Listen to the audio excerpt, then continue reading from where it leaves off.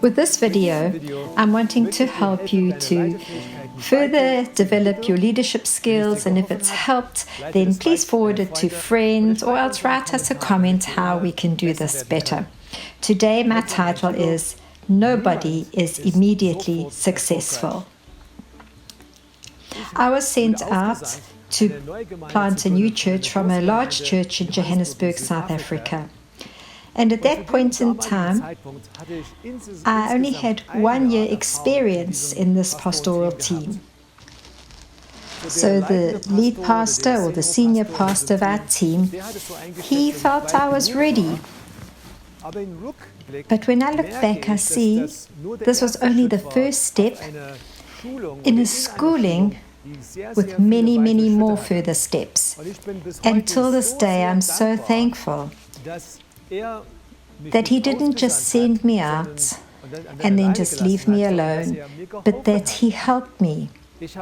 I have in my memories so many breakfasts that we had together, ideas that he shared with me, problems that we chatted about.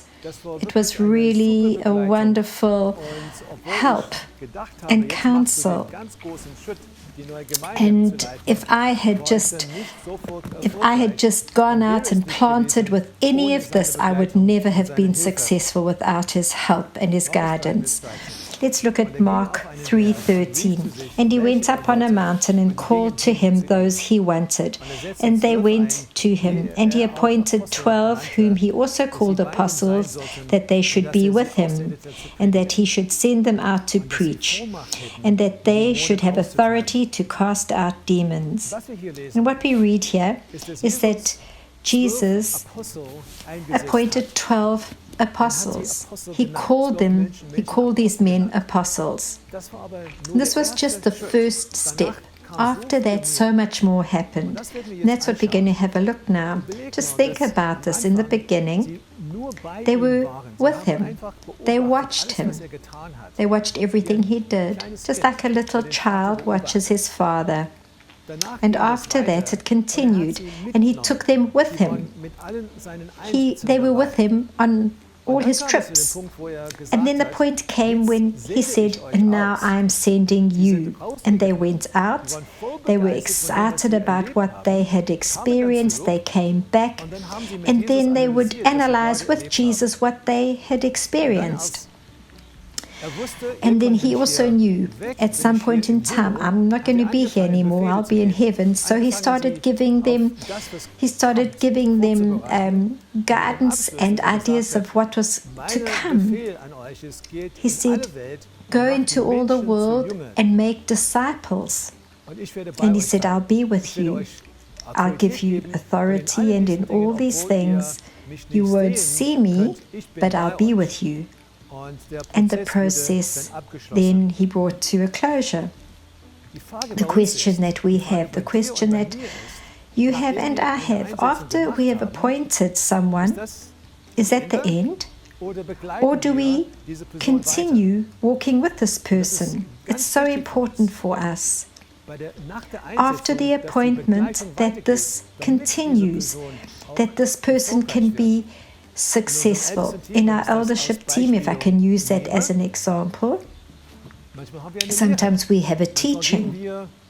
Sometimes I just give a little tip that can help us grow, or else we sit together and we have a whole meeting and we discuss a theological topic. We discuss it. Maybe someone also discusses a topic like counseling, and we discuss, what do we think about this? And so we grow. And so you see, the appointment was only the beginning, because every week we have discussions, every week there's counsel, and that's how we grow. And so my first year in full-time ministry in Johannesburg was a very important time for me, because I would go to each meeting and I didn't say too much each week, but I listened a lot. And so I learned a lot that I could then put into practice when I eventually led my own church. 2 times or twice a year, we also have an evaluation time where we discuss the things that went well, things that we need to change, what our goals are. And this is very important and very valuable for us because the process continues. And often I come alongside my team where we chat one-to-one, where we discuss specific challenges that they are facing, and I'm with them in that.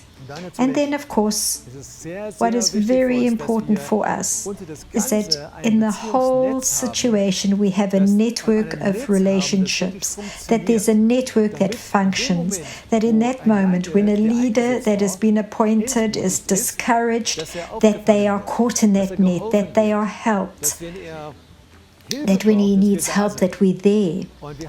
And we have developed a structure that this can work, and it should work. We want leaders that aren't just set in for a short while and then are forgotten, but we want leadership that are set in, that are guided, that are encouraged. And we have that goal, that distant goal as well, that they stay in leadership. And of course, we're wanting to stay in that relationship with them.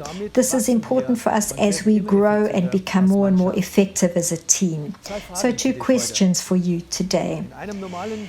In a normal monthly schedule, are there leaders that carry responsibility and they have opportunities for further growth? And number 2, is there an effective network of relationships that catch those leaders when they are discouraged? Chat about this with your team and think about this. In your heart, do I have these things in place?